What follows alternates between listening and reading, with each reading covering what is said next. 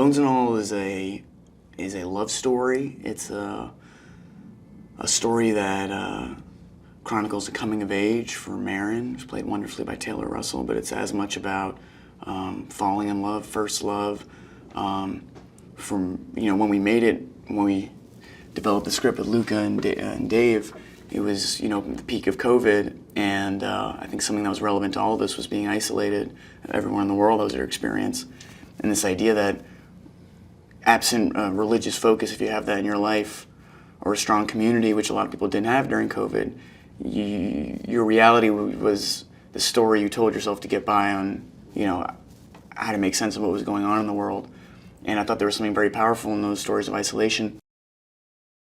I felt that cannibalism, their eating condition, I felt was a strong metaphor for, either childhood trauma or addiction, or just carrying something that you can't quite make sense of or carry shame with. And I was attracted to this character of Lee because I felt he had created a delicate glass castle of himself in his expression of dyeing his hair or clothes, or the way he understood the world, or in his belief that he really had figured out how to game the system to survive with this condition. But his biggest vulnerability, like a lot of people's biggest vulnerabilities are when they spend so much time alone, is true love, is real love, is support, is care, kindness. So when he finds that with Maren, it's his greatest strength in many ways. It's the opening of the colors of the universe he has never gotten to experience, but it's also, without giving anything away, it's probably the hardest thing for him to go through, because in those moments where you're able to fall for someone else and you look more closely in the mirror, I think what he sees is terrifying. It's an on-the-road love movie inspired by the likes of, and not claiming to be on the level of, but nonetheless inspired by the likes of Badlands and True Romance, and not so much of the modern twist because it takes place in the 80s, but maybe a modern sensibility of, the weight we carry now as a younger generation, and the sort of despair a lot of people live in with global warming, and there's a war in the world, there's post-pandemic, lots of stuff. Yeah, Luca is, no matter how pretentious the word, is a true auteur, and he's directing from the sensibility of his cultural upbringing from his youth. And that is way different than mine, is way different than yours, and he's strong to that perspective. And he's deeply passionate, and yeah, as you said, to have to have that fraternity with him, and also that collaborative relationship. It's probably the greatest gift of where I am right now.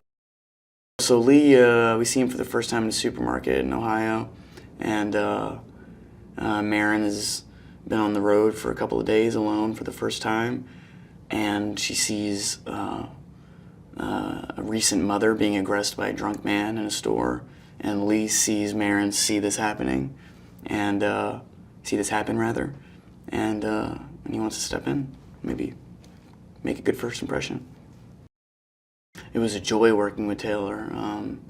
She's an extraordinary actress. She's somebody for a number of years that I had been aware of, and she did a movie called Waves that she was amazing in.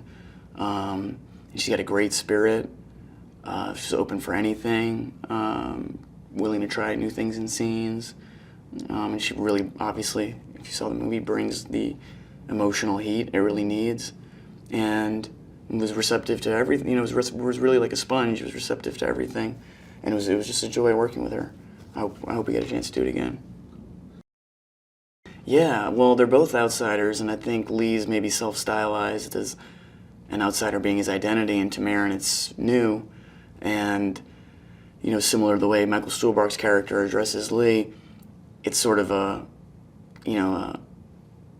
how do you put it, like a house of cards that he's built for himself. So though Maren doesn't consider herself an outsider, maybe perhaps for that very reason she's able to navigate it better, and because Lee thinks he's supposed to have it all figured out,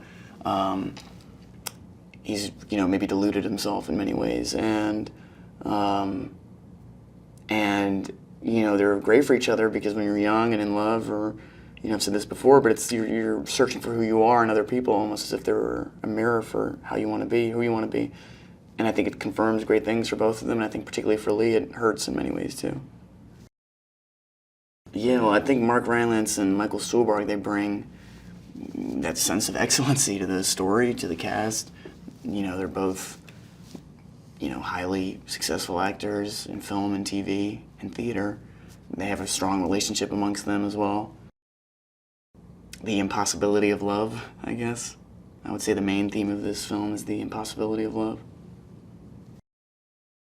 The cannibalism for me was a metaphor, as I said before, for some combination of childhood trauma or addiction or the demons that people carry in life that they can't shake and that they can't forgive themselves for not shaking.